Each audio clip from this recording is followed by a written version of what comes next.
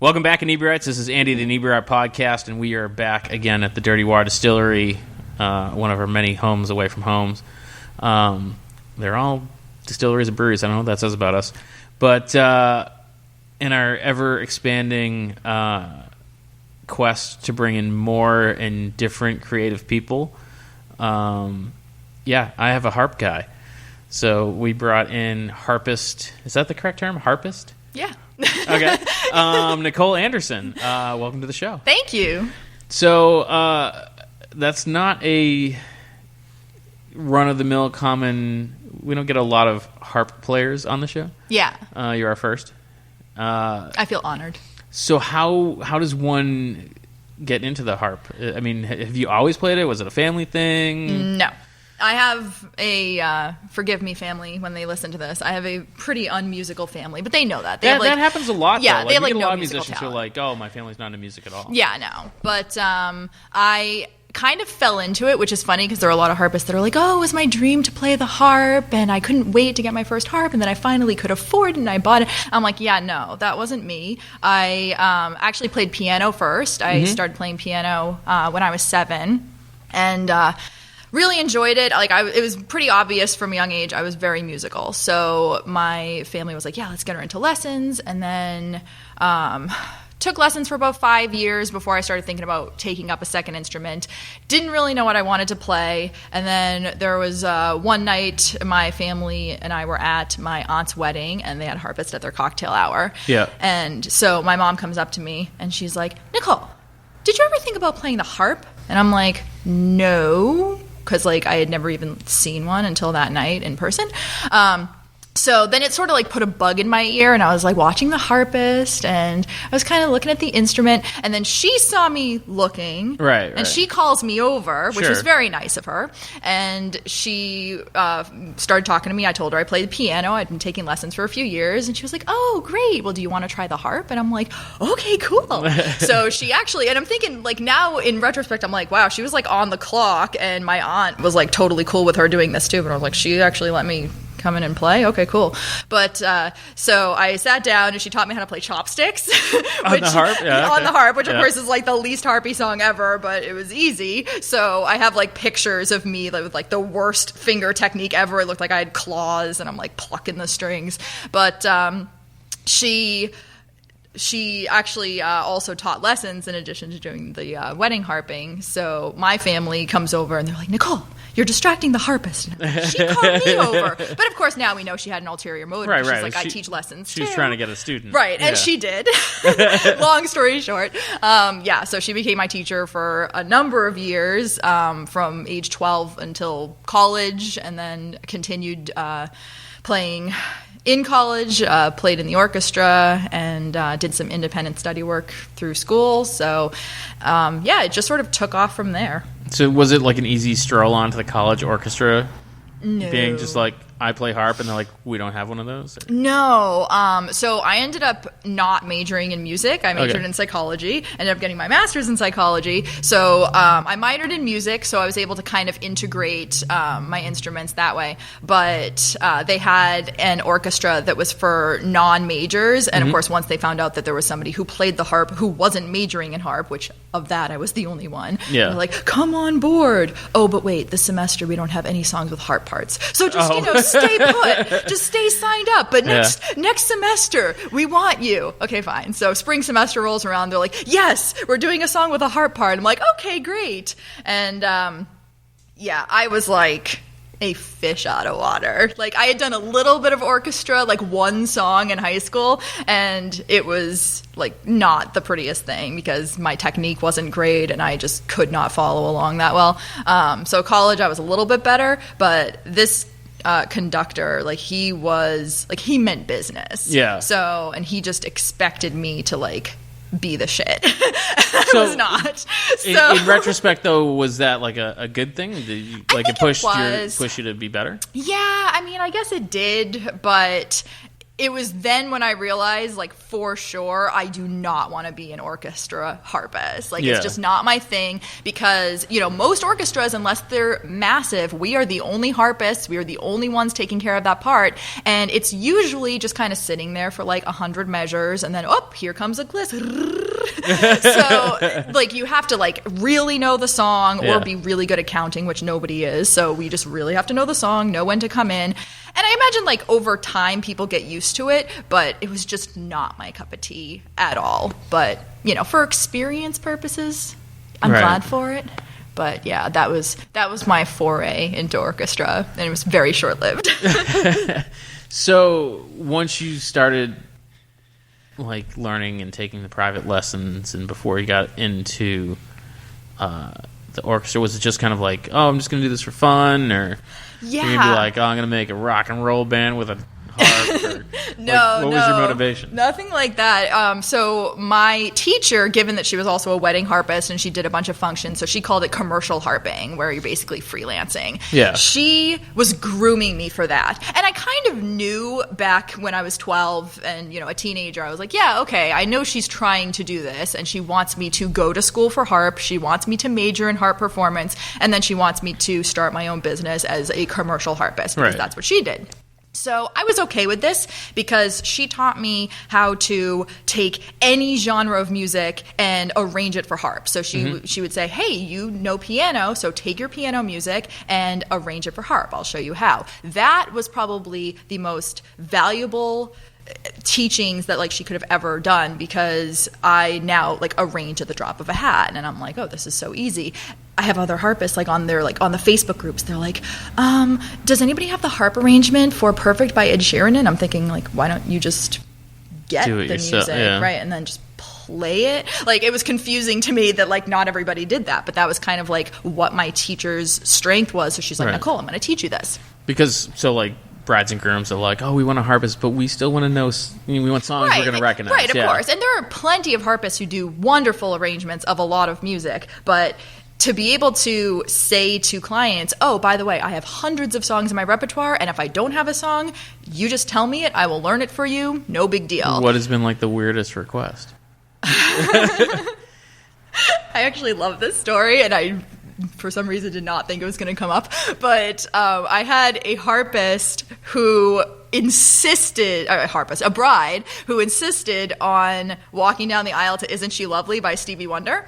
Okay. And, you know, I get it, but, like, as a song, especially, like, the Stevie Wonder version of it, it's very bouncy. It doesn't really lend itself to the harp very well, but I was trying to talk her out of it because there were so many, like, more beautiful songs for that moment, you know, where you're the bride, you're about to walk down, everybody's, you know, standing watching you. No, she wants to walk down to that. So I don't usually, like, argue. I have, like, in-person consultations with a lot of my brides. Sure. I don't usually argue with them, but I said to her, I was like, okay, you know that song is about an infant, right? And she's like, I don't care because I want to walk down to it because the song is called Isn't She Lovely? And I'm lovely. And I'm like, fair enough. Okay, fine. So I at least convinced her to have me do, it was kind of like more of a bossa nova kind of arrangement of it. Yeah. So it wasn't as bouncy, and she loved it. And it turned out to be, it was actually here in Plymouth. Nice. Turned out to be a beautiful wedding. She was absolutely stunning. So it all worked out in the end. But I think about that. So she was lovely. You didn't have to play it sarcastically. She was actually lovely. Like, I'll give her that. She was actually, yes, she was a very beautiful bride. But, you know, that for me is kind of the example of, all right, like, if I had one harp arrangement of that song, it wouldn't have really worked for that style of wedding. Yeah, it's like, you know, like you mentioned Ed Sheeran, that I can kind of get, but just that particular song is not. Yeah, it was interesting, but otherwise, haven't really had any, like, really strange requests. No, it's like requests of Snoop Dogg. No, nobody's done that. Nobody's wanted to walk down to, like, you know, heavy metal music yet. But but I don't do a ton of weddings anymore. But usually they're pretty standard in that if people are requesting a harp, they usually want the music to sound kind of harpy, right? Because that's just the atmosphere. So they kind of want that atmospheric, kind of ethereal sound in the background. Yeah. Do you prefer to play covers or originals or classical pieces? Like, what's your personal preference? Not classical. I mean, I love classical, but I was classically trained on piano, so I kind of got like my classical fix. So I was glad growing up learning like every genre possible for harp. But I really love doing my own compositions. I started writing when I was a teenager, started composing on piano, and then eventually I was like, I really want to start composing on harp. So eventually I did. But otherwise, I actually a couple years ago decided to get certified in harp therapy. So I was kind of able to combine like my master's in psychology with my music background. And I started composing and arranging a lot of songs for like therapeutic purposes. Okay. So I'm already like sidetracked in my mind being like, oh, she's a psychologist and has listened to our episodes. I'm worried. No. But no. But what is harp therapy? Like, this is like, what do you mean specifically? I've never heard of such a thing. Harp therapy is a lot of people think that it's similar to music therapy, where people will take their instruments and go into places and help to like rehab people who have either physical or mental disabilities, but harp therapy is a little bit looser than that. We say it's kind of like massage therapy, but instead of actually getting a massage, you're just letting harp music wash over you. Okay. So I've been trained to work in like hospitals and hospice facilities, nursing homes, and I can go into patients' room and I do like bedside sessions where I play a specific style of music that's like scientifically proven to help aid in their relaxation or help to alleviate if they're feeling any pain and things like that. So it's kind of like a holistic wellness integration kind of little thing. Music soothes the savage beast kind of. I mean, I don't really know how many I don't know how many savage people they are. Savage beasts. But I mean, I've met a few, but that kind of to elicit a physical response from them. Right, exactly. Because of course we know we listen to music, and even if it's not a therapeutic style of music, we have emotional reactions to it. It's in our biology. Yeah. So it's to kind of really play on that, and to we keep the music really simple. Kind of, I don't like to really use this analogy, but it's kind of similar to like if you were in a spa and you were like listening to the music that they play on the speakers, just like a million times better than that. Yeah. Because we're there, we're live, we can adjust our playing to what they need. So like that for me is really fun, and being able to like write my own music for those capacities has probably been my favorite thing. That's really interesting. I've heard of all sorts of different types of therapy, but I've never heard specifically of that. Yeah. Do you try to take that studies into you said you haven't played a wedding in a while, but when you do that, do you try to kind of use that same mentality of eliciting, emotion, feeling? Like, and what do you aim for with a function like that? So that's like kind of one of the most interesting things, because like when we do our training for harp therapy, one of the first things they say is therapy with the harp is not entertainment with the harp. Like, you have to make sure people know that, make sure that they're educated in that like that is not the goal. Like the goal is to not like entertain in the quintessential way. But in my training, I started realizing like how much better my gig playing would be if I started to embody that sort of mentality. Like, oh, I don't have to play everything 100% perfect. I don't have to play everything with like all these crazy embellishments. I can start simple and then add elements where I feel apply, and I can really use the entertainment more as communication and connection with my audience. And I feel like that's like really opened a lot of doors for me. So playing concerts, playing weddings, which I have done a couple weddings recently. I just don't tend to do them that often, but it sort of takes the pressure off me too when, you do these types of gigs, and especially, any musician has this, but the harp especially, like, you are on display. You are the center of attention. Even weddings, people are looking at the bride, then they look over at you. Well, because it's something you don't see every day. Yeah. Right. Yeah. So, like, I just kind of get used to it. In my personal life, I'm pretty introverted. So to know that when I have the harp, I am the harp lady, and everybody wants to talk to me, everybody wants to ask me questions, I have to kind of be on, and it's exhausting. So that I go home and I sleep, my husband cooks for me. I'm like, thank you. I want all the food to comfort me. But yeah, like it's so much easier now for me to think about I'm connecting with the people who are listening to me, and I want to make them feel a certain way. And it's not that I have a goal of specifically what emotions I want to evoke in them, but I want them to feel whatever they get out of the music. So sometimes it's nostalgia, sometimes it's peace, relaxation, sometimes it's just pure enjoyment. And yeah, that's been like the best part of my training, that I was able to apply it for therapy and for everything else. Well, you mentioned about how you kind of realized you didn't have to be perfect, and it's like I generally think of like, you know, like a blues guitar or rock guitar being like dirty, I guess is the best, like where it's the fact that it's not perfect is part of it. And I think more classical and like a harp, I would picture where that's not normally accepted. So is that outside the norm, where like normal harps are like, no, it has to be perfect, it has to be done exactly right? Yeah, it's really hard because we have a lot of stereotypes surrounding us. And obviously, you know, yes, classical, orchestra, ethereal, angelic.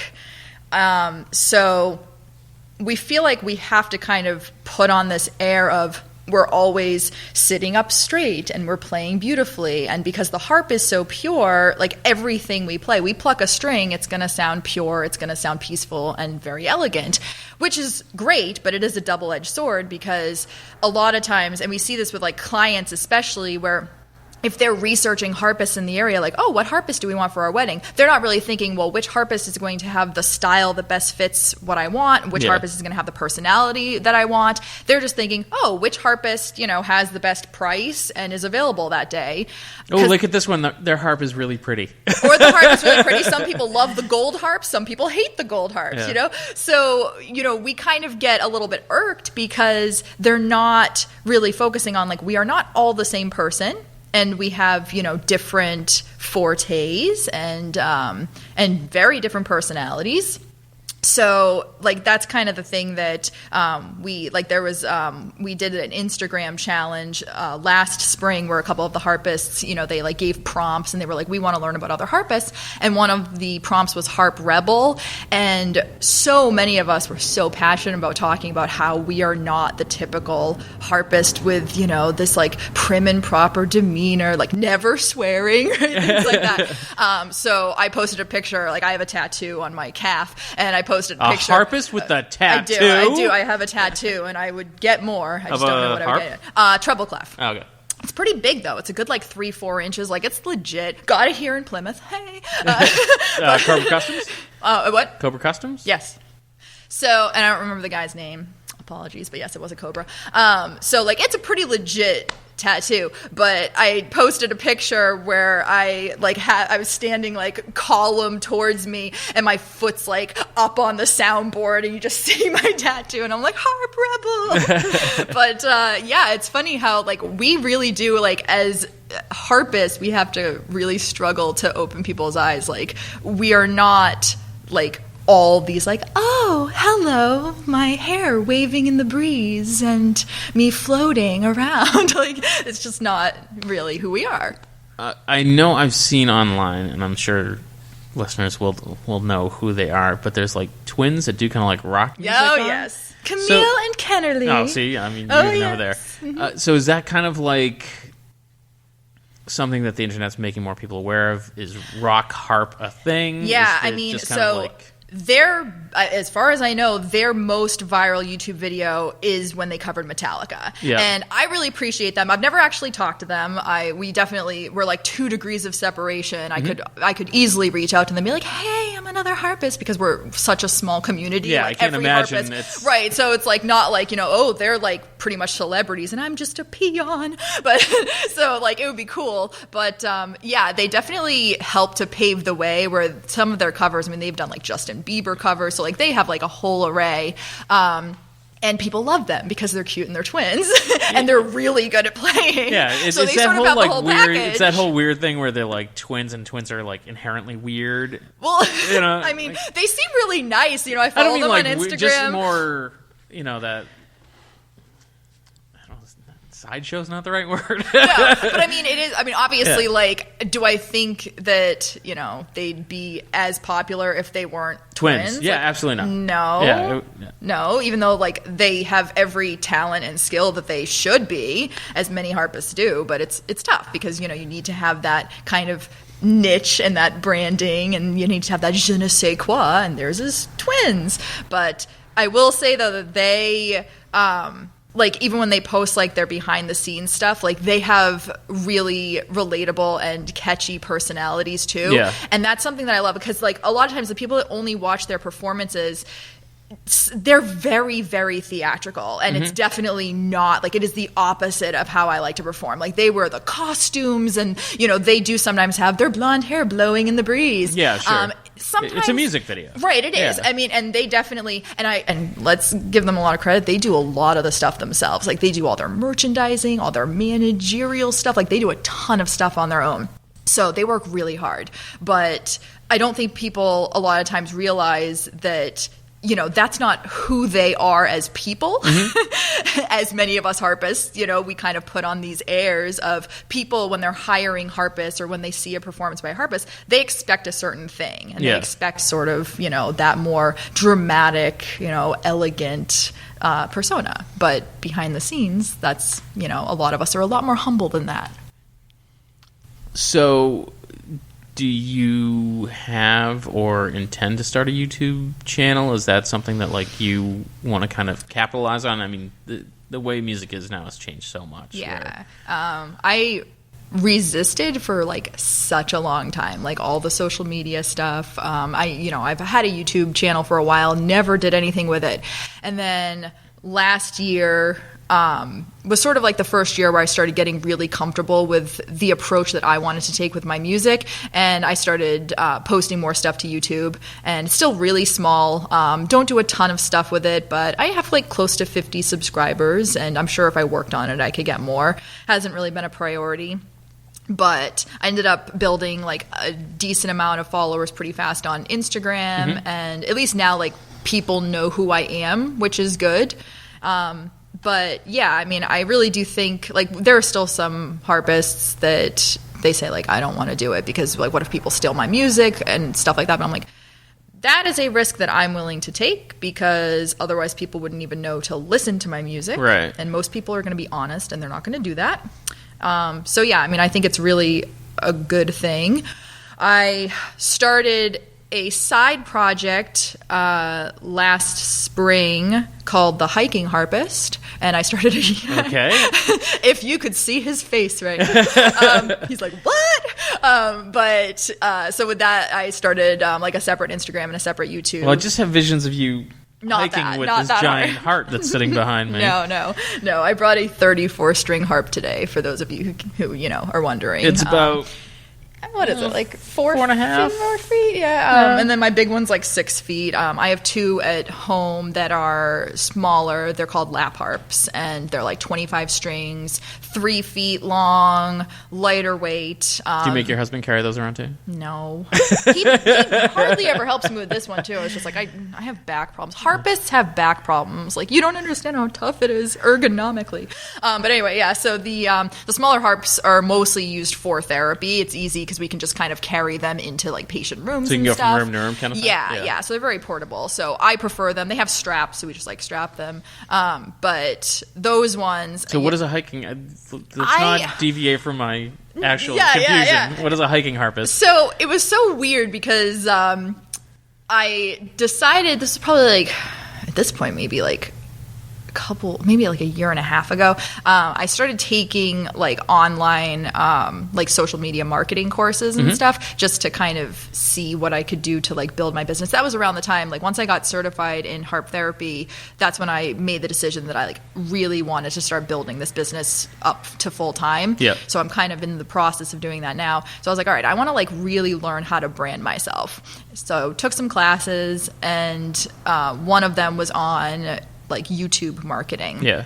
And they were like, write down a list of like all the things you love to do, and then pick your tippity top ones and then see if you can find a connection with them. Right. I'm like, I love the outdoors and I love music. Oh, okay. I'm going to hike with my harp. And hiking harpist is alliteration. I am alliteration is like my jam. Yeah. I won't even like begin. I have a therapeutic music graduate course sort of thing called Fundamentals with Feeling, and I talk about the 3 F's: freedom, flexibility, and feeling, and playing your music. It's a mess. I'm like alliterative to the no end. But so I kind of was like, I want to take my smaller harps out and I want to hike with my harp. I had no idea like what I was going to do with that except maybe make some YouTube videos out of it. Right. And that's like all I really knew. So I started kind of like fiddling around with like, do I want to vlog when I'm hiking? Do I want to do just like kind of music when I'm out on the hikes? But then you kind of have to factor in like all of the elements, and like wind and harps do not mix. So I'm like, oh, then maybe I'll like use the hikes to inspire writing music, and then I'll do like improv / compositions that are inspired by the trails that I've hiked. So I started doing that for a while.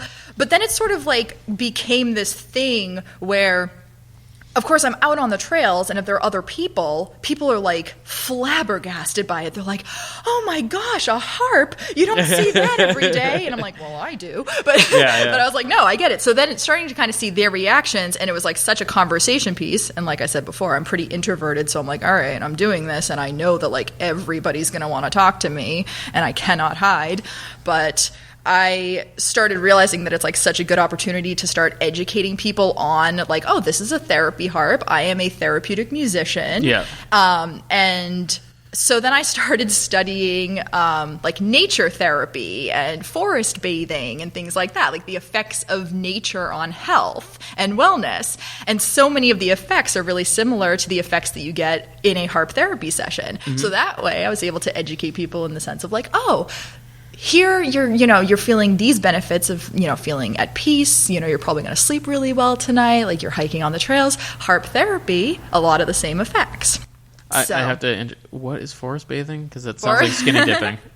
I know, doesn't it have like, the worst name ever? Yeah, I'm like, I don't know what that is, but I feel like that's a crime. No, it originated in Japan as a way to kind of counter like the overpopulation of Asian countries, and they basically had set like forest trails, and they'll guide people through them, and it's supposed to be a very like mindful nature walk, nature stroll. So that's the basic gist of it. If we wanted to have a whole other podcast episode on it, I could talk about like nature stuff for an hour. But yeah, so that's sort of like what it grew into, where I'm like, oh, now I can kind of educate people on therapeutic music and harp therapy, because like yourself, a lot of people don't even know that it exists. Oh, yeah. There's a lot of things I'm learning today.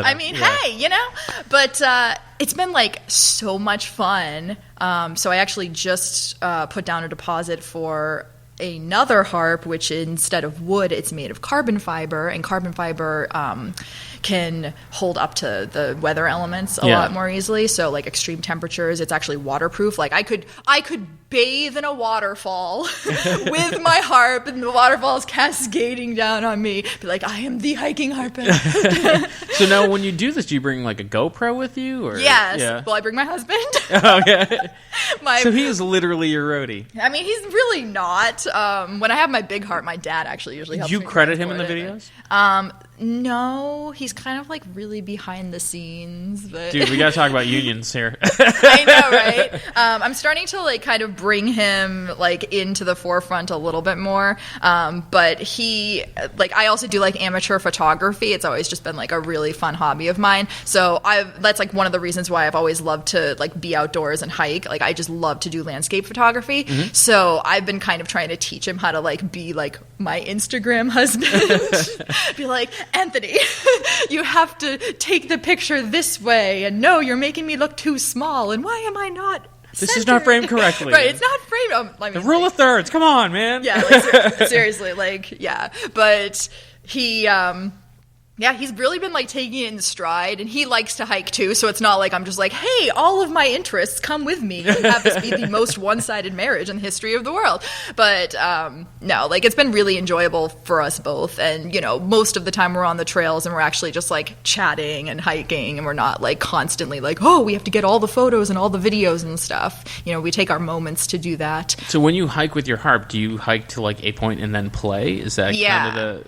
Yeah, it depends on the trail, but it's sort of like any time that I like see a feature that I might like get inspired by, I guess, we'll stop and I'll play a little bit. Anthony will take some pictures, maybe a couple video clips, and then afterwards I'll just kind of like edit everything and see how it turns out. So we'll see. We'll see how it grows this year. I'm looking forward to spring because I think we are going to do a little bit more vlog type things where we can actually like talk on the trails and maybe see if we can get people's permission to actually like film them when I'm talking about therapeutic music and just have it be like educational in that way. But and I feel like that's a great way to get viewers and subscribers. Yeah, you know, you meet these people and you know, you hand them a card, be like, hey, it's going to be on YouTube. Yeah, you know? Yeah. I mean, people are very intrigued by it.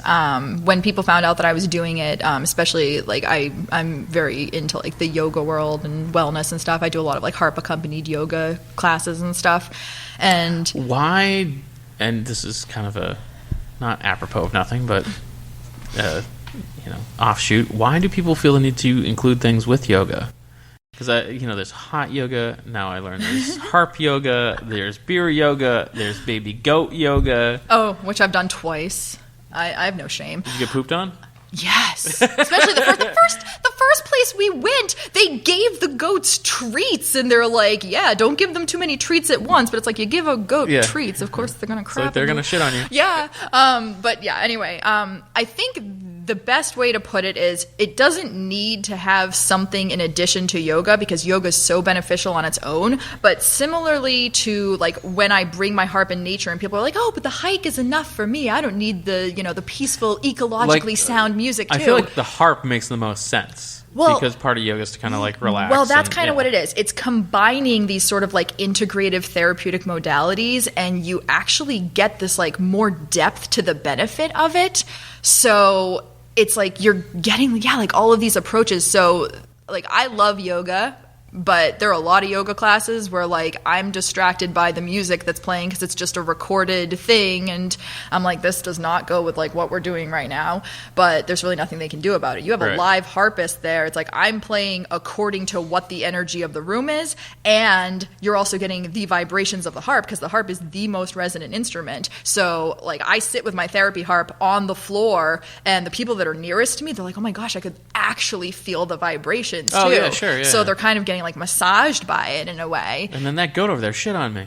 And then harp goat yoga I will never do ever. But no goats near my harp. Thank you very much. But yeah, so I think it's kind of like that. But I was gonna say like in the yoga world, you know, people hearing like, oh, you're hiking with your harp and they're so wellness oriented, then they're like, oh, like would you ever like lead like harp hikes and like meditative retreats and stuff? I'm like, yeah, I would think about it. And now of course this year I'm like thinking about spring, thinking about summer, and I'm like, you know what? I think I might launch that. I think I might actually start. Totally see that, like a hike out somewhere, do yoga and like harpy. Have some meditation. Yeah. I love things like that.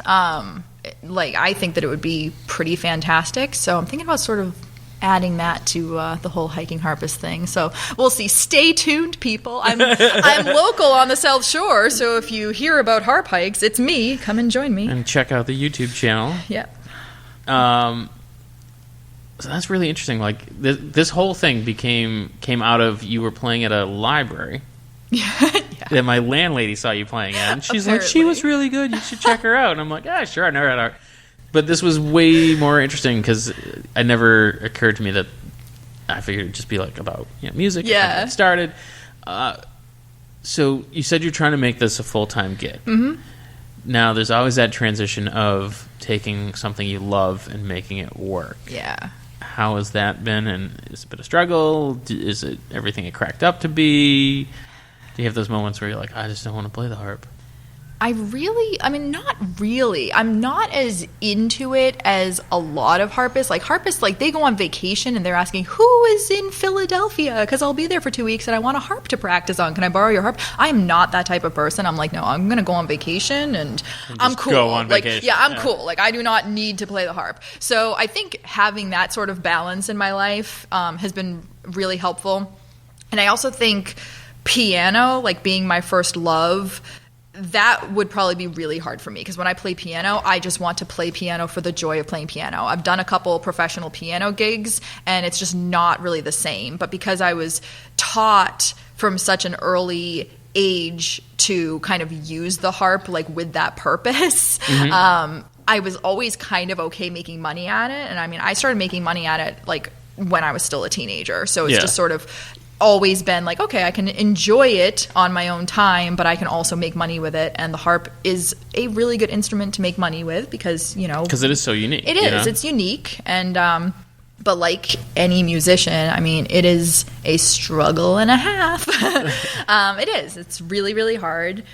Made a little bit easier because I do have the kind of harp therapy stuff to fall back on. So it's not like I'm, really struggling and hustling and trying to like play in bars and restaurants and stuff. Like I don't have the typical musician life. It would probably be the second most awkward, like, bar night I'd ever seen. I've seen a really bad one, man. It was really should we bad. ask about the most awkward? Oh, sure. It was a great story. So, it's a local bar, and like the band was setting up, and I'm like, oh, isn't that cute? They brought their kids to help them set up. No, it was like the goddamn Partridge Family. Like the drummer was like 6, and oh my gosh, there was like a little girl who was singing along with these 2 other guys, and like the mom was playing bass with like a baby strapped to her back, and like it was super uncomfortable, and everyone super, they're little kids, so you're like, woo! Right, like, good job. And the place emptied out completely. Oh, wow. And so, of course, we knew the owners, and I'm like, hey, man. And he's like, dude, the lead singer came in, said he had a band, didn't elaborate, I didn't ask questions. And I'm like, I'd like to send the band around a juice box. And he's like, shut up. That's that funny. was super awkward, but like a harpist would be really funny too. Yeah, I mean, it's just not, it's obviously not the life that we lead, but we still have like the same struggles. We still have people thinking they can get us for free or really, really cheap. It's like, girl, no. So I'm going to have like 400 people at this wedding and you'll get extra exposure. Right. Like, I mean, I had a woman that was like, she didn't even want to contact me directly. She had somebody who knew me contact me, and she's like, well, this woman's a nurse and she's retiring. And so she's wondering, because she was a nurse for 45 years, does she get a discount? And I'm like, no. Did she save my life? Right. I'm like, no. Okay, no. But yeah, like, it's just, there will always be those people. Oh, of course. But then the other side of it is there will always be people who really understand what you do and really respect what you do, and they value you so much that they're going to pay you, and then they will also tip you, or they will recommend you to everybody. So, those are the people that kind of make it worth it. But yeah, trying to kind of figure out like what my place is going to be in the music world, how it's going to make me steady enough money, and how is it just going to be lucrative in general. Like, it's always a struggle. And I would imagine that your year would like peak, like be really crazy busy, like towards like May. May is like a big wedding month, right? Yeah, I mean, for me, because I kind of like stopped doing as many weddings, for me now, like December is my busiest month. Oh, really? By far, because I still get asked to do a lot of holiday things. Oh, that's right, because I emailed you in December, and you're like, not now, go away. I did. I was like, after the new year, Andy.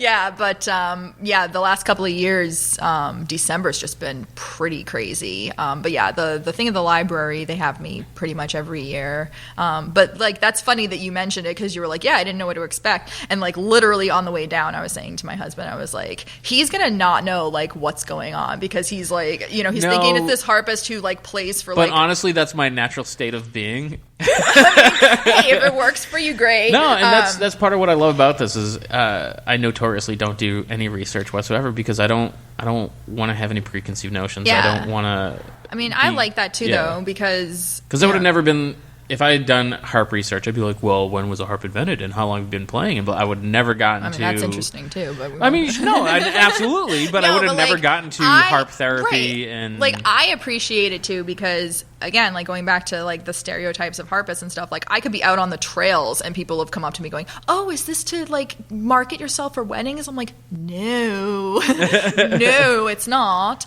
But like, yeah, people think like, oh, a harpist, oh, she's either doing weddings or she's doing orchestra, and once in a while, oh, you must do a lot of Irish stuff because you have harps and harps are Celtic. And I'm like, oh, yeah, okay. I wouldn't even think of that. Right, like I've had a few people say that too, and it's like, well, you know, there are other facets and other vocations in the harp world, but yeah, like that's the thing that's kind of funny because, you know, I have this side of me that, you know, I do that concert every year and I absolutely love it because they basically give me free reign for the hour. They're like, yeah, take whatever harps you want, play whatever you want. Oh, that's cool. Yeah, the woman who coordinates it I've known since I was born, basically. So she's like, you're fantastic, just do whatever you want. I'm like, thanks. I love when people do that. Yeah, I mean, and I love that. So that's kind of like my kind of finale of the year, to be like, I'm gonna really like allow myself to pull out all the stops and do something that's, you know, not therapy, but it's still like really joyful and fun. And, you know, the harp really is great for Christmas music because it's, you know, it sounds so Christmassy. It sounds like bells sometimes. It just works. So yeah, I mean, that concert's always really fun. And, you know, so I'll do similar things around town, things like that. I do a lot of like concerts at nursing homes and stuff like that. So I am definitely very well versed in playing for the seniors. And, you know, so of course I have like Moon River and all those types of songs, and they love it. But, you know, seriously, need to learn some Snoop Dogg and sneak it in there. I mean, I was just talking to one of my friends like yesterday, and she was like, I imagine it would be really hard to play rap music on the harp. And I'm like, yes, it would. But that makes it a challenge. I know. I'm like, yeah, no, not so much. Yeah. But, you know, being able to really find like what my passion is within all the harp stuff, it helps too. Like you were asking about, like, is it hard to take something that you love and then focus on making money with it? And the harp therapy aspect of it was so different from anything that I ever thought I would do with the instrument that it sort of became more like, it sounds like corny to say it, but it's kind of like a calling where, you know, I want to make money at it really, really bad, not just because I want to like be able to make a living at it, but because I want to be able to continue doing it for a really long time. Right. So if people value it and they pay me for it, I can then turn that into something bigger. And that's just basically become like the bane of my career ever since I discovered how much I love doing it. I got to imagine that's got to be more like a killing two birds with one stone. I mean, you have that love of playing music, but in the same aspect, you're helping people. So you kind of get that additional, even if you're not in the mood to play, you're still getting that, you know, positive. And so much of it is like, you know, I play pretty well under pressure, but I don't like the pressure of it. So that's probably why I didn't like the orchestra stuff. Yeah.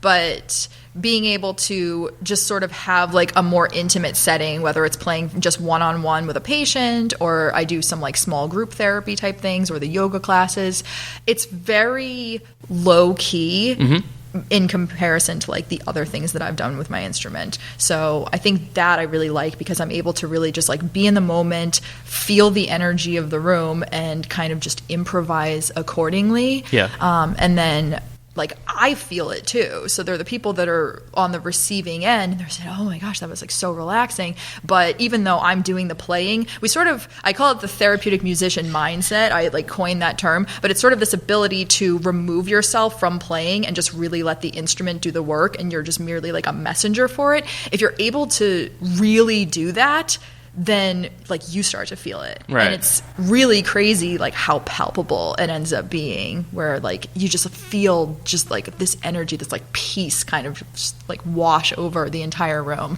I don't think I would ever get sick of that. Yeah. Well, it doesn't sound like it'd be hard to get sick of or be easy to get sick of. So what is like the harp holy grail? Like, you know, musicians want to play, you know, Carnegie Hall, or like what's like the one thing that is on your bucket list that you want to do? I mean, I don't care about. I mean, yeah, like I know a couple harpists that have made it to Carnegie Hall, and that's a big deal. Any of the big venues, I don't really care about that. Like my end goal is not to become this like famous. I'm playing in all these huge, crazy venues. I know. Oh my God, it's the hiking harpist. I mean, I like that idea better than because there's a harpist. Her name's Laura. She's fantastic. She lives out in California, and she's like the harpist that. If you watch a TV show and you see a celebrity, like a musician performing and there's a harp in the orchestra, it's probably her. She does sessions for TV shows. Like she was just on the set of Will and Grace, and she's like, "Hey, look, I'm here with Sean Hayes." Good for you. That is amazing. And I mean, and she's so good. But there are the people who make it in that sense, and they do a really, really good job. And then there are the people who just want to have it be a little bit more contained, and that's sort of where I am. So like, my end goal, I mean, I would love for Hiking Harpist to grow. If I get any sort of like fame or prominence from it, I guess I'll sort of take it in stride, but that's definitely not the end goal. But to be able to use it as a platform to show people the different sides of harp music, I think is really cool. To be able to do something that I love and to be outdoors and to be active, I love that. But for me, it's really just about making people see how valuable this instrument is and how it can just like it's so peaceful, and it's just a comforting instrument. Like I really just love the therapeutic aspect of it. I think that's really cool. You're going to play a song for us. I am. But before we get to that, and I'm saying this is the first podcast with live recorded harp music. I don't know if that's true, but I feel like I'm going to say that anyways. Where can people go online to find you? Obviously, YouTube is Hiking Harpist. Yes. YouTube is the Hiking Harpist. I also have my other YouTube channel is Nicole.NEA NEA being my initials. NEAmusic.com, hikingharpist.com. Instagram's also Nicole.NEA Instagram's also the Hiking Harpist. And I'm out there, sort of. I try. Well, they'll be able to find you that way. And make sure you subscribe to her channels and check them out. I'm actually looking forward to checking out the Hiking Harpist. I feel like that's one of those weird YouTube rabbit holes that I'll fall down that start recommending me weird I do have to say, it's definitely unique. I mean, you go onto Instagram and you see like all of the wanderlust photos, and they're absolutely gorgeous, but they sort of start to look a little bit repetitive. Like, okay, there's another picture of, Yosemite. Okay, fine. But, girl with a harp in front of, the really amazing backdrops definitely brings something different to the table, I must say. Nice. So what is it that you're going to play for us? I'm going to play an original called Wishing in the Wind. It is a song that I wrote. So when I was training in harp therapy, I was interning at a hospice facility, and there were a couple patients that I just grew really, really close to. And of course, in hospice, it's a tricky situation because they're not going to be around for that much longer. But there was one resident in particular who she was kind of like their longest standing hospice patient. And I spent like a good year with her, and she was fantastic. We just ended up chatting a lot, and I'd play a few songs, and we would just like share stories about our lives, and we became close. So when I finished my internship, again, the struggle bus of a musician, they were hoping they'd be able to hire me, and it just wasn't in their budget. So I basically had to leave these patients saying, hey, I hope that I'm going to come back, but I don't know if I'm going to. I don't know when. And it was so close, but then it fell through. So I needed some way to kind of vent, that emotion of, okay, like even if they have me back at some point for hire, like these women are not going to be there anymore. Right. So my best way of expressing those kinds of emotions, I throw myself into projects, wrote this song, and I just love it. It's sort of, I like to write music that is a nice blend where there's a therapeutic aspect to it, but then there's also some kind of fun embellishments too, so you can listen to it and you can get enjoyment out of listening to it, but I can also arrange it if I wanted to play it at the bedside. So, so that's what I chose. Outstanding. So, like you said, I didn't know what I was getting into when I invited a harpist, but I'm pleasantly surprised. Thank you. You're very down to earth, not stuffy at all. I'm really not. So, what was the hashtag there? Harp Rebel? Harp Rebel. Yeah. I know. Come on, people. We need to, us harpists need to band together, and we need to teach people that we're not all, at least not entirely angelic. I have my moments, but Awesome. So thank you for joining us. Thank you. And I can't wait to hear what we're going to hear next.